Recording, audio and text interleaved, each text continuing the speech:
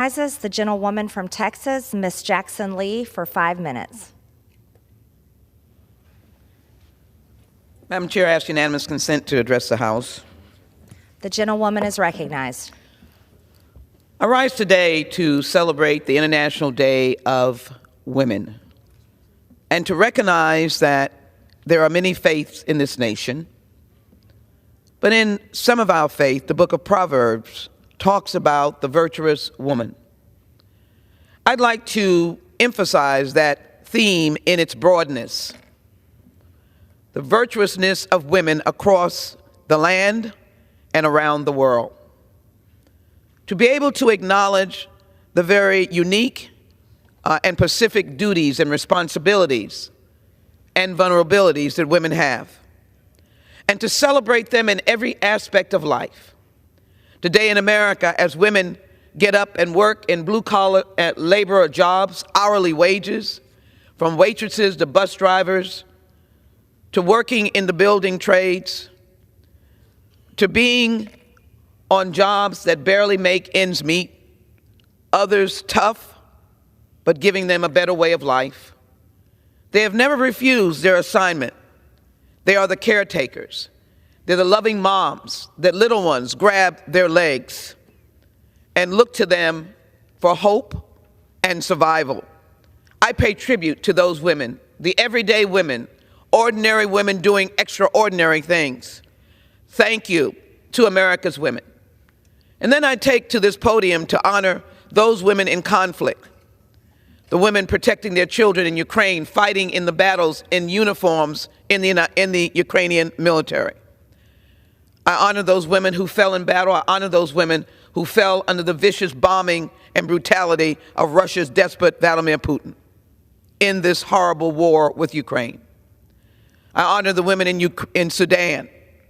I honor the women from Pakistan to India. I honor the women in Syria and Turkey in the midst of this horrible earthquake. I honor impoverished women, women who are barely surviving on the continent of Africa, South and Central America. I honor the migrant women who are struggling to give their family a better day. And it is important to recognize I honor the civil rights fighters.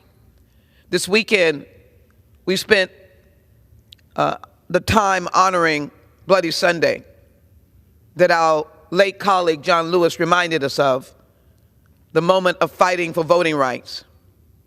But we know that Sister Boynton, Coretta Scott King, so many persons that were women, Viola Liuzzo, fought in the civil rights movement nonviolently and are no longer here with us by loss of life and natural causes, but others who were simply murdered because they believed in civil rights. And I'm here to honor those in my own community. It is important to take note, Willie Bell Boone, of Beulah Shepherd, of Etta Crockett, who is fighting for her life, but has been an enormous strength in our community, believing in not only in civil rights, but the process of voting and empowerment. I want to honor my grandmother, Olive Jackson, my grandmother, Vannie Bennett, my big grandmother, Mrs. Sims.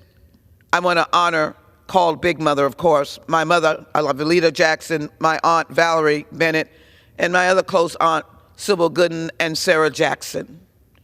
These molded me and indicated that in spite of the segregated life you lived in, that all things are possible.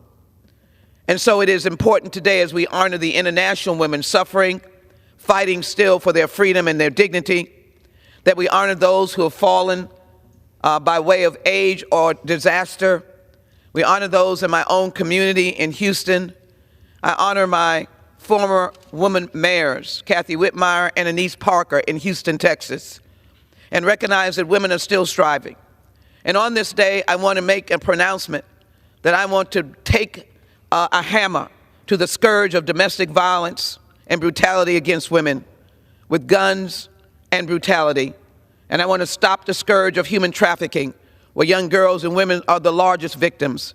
When we come to this podium to talk about International Women's Day, we must come with action and maybe even an iron fist that is, in fact, strong and nonviolent, but with a commitment that we will stand for things that will draw us to make life better for these women who are there every single day.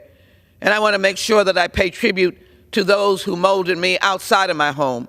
Thank you to the teachers of America, some going unapplauded, some going unappreciated, some going uncompensated. Thank you to America's teachers. I could not be where I was or am today without public school education, and who was in it?